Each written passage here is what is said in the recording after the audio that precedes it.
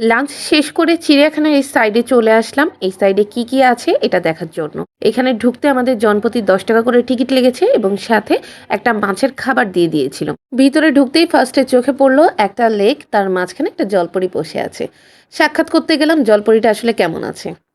তারপরে মাছের খাবার যেটা দিয়েছিল আমাদের, ওটা দিয়ে মাছকে খেতে দিচ্ছিলাম। বাট অবাক করার ব্যাপার হচ্ছে এখানে মাছের চাইতে মাছের খাবার বেশি। মানুষজন এত পরিমাণে মাছকে খাইয়েছে, মাছের খাবারই উপরে ভাসতেছে, মাছের দেখা নাই। অবশেষে আরশিয়া এখানে একটু মাছের দেখা খুঁজে পেল। এখানে আরশিয়া খাবার দিচ্ছিল। লেকের সাইডেই ছিল একটা কৃত্রিম ঝর্ণা। কৃত্রিম ঝর্ণাটা দেখতে এখানটায় চলে আসলাম। দেখতে অনেক ভালোই লাগছে, বাট এখানে প্রচুর পিচ্ছিল হয়ে গেছে যেহেতু পানি অল টাইম পড়ে। এখান থেকে যদি একটু স্লিপ করি একদম সোজা যে লেকের মধ্যে পড়বো। তারপর মন চাইলো যেখান থেকে ঝর্ণা আসতেছে ওখানটায় আসলে কি আছে, ওটা দেখতেই আমরা উপরে উঠে গেলাম।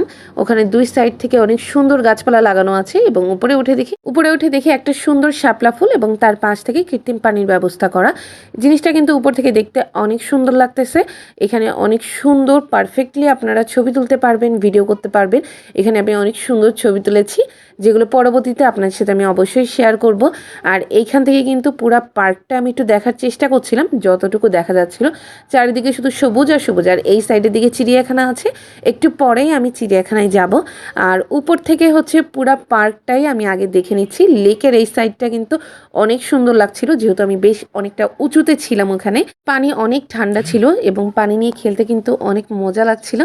পানি নিয়ে আসলে আমার খুবই ভালো লাগে। আর এরকম কৃত্রিম হোক আর রিয়েল হোক, ঝর্ণার পানিতে হাত ভিজাতে, পানি নিয়ে খেলা করতে আসলে অনেক মজা। তারপরে চলে আসলাম বাজ পাখির সাথে দেখা করতে। বাজ পাখি একা একা চুপ করে বসেছিল। তারপরে গলা লম্বা ঠিক আরশিয়ার মতো উট পাখি দেখে আমরা চলে আসলাম এই সাইডের দিকে।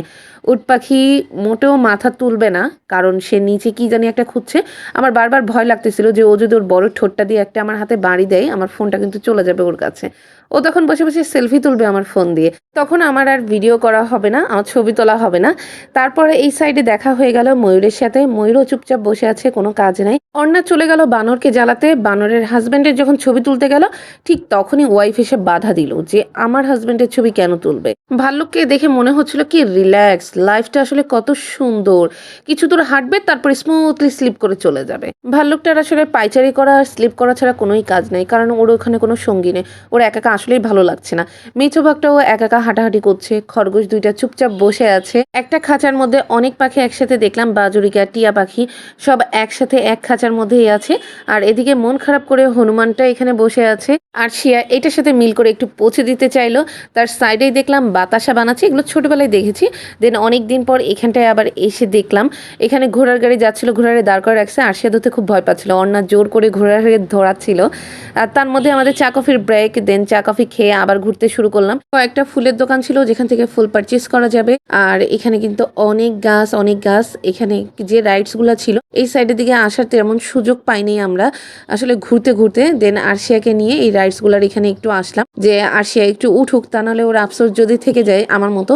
আমার তো আর কোনো জায়গায় যেয়ে যদি পুরাটা আমি ঘুরে না দেখে আসতে পারি আমার আফসোস থেকে যায়। আরশিয়ার জন্য সেই আফসোসটা না থেকে যায়, এই জন্য ওকে নিয়ে আসলাম এই রাইডসগুলোতে উঠানোর জন্য। বাচ্চারা এখানে আছে, অনেক বাচ্চা আছে। যদি ওকে একা ছেড়ে দিই হারায় যাওয়ার একটা পসিবিলিটি আছে। ভিডিওটা অনেক লং হয়ে যাচ্ছে, বাকি পার্ট আমি নেক্সট ভিডিওতে শেয়ার করব। আজকের মতো এখানেই, আল্লাহ হাফেজ।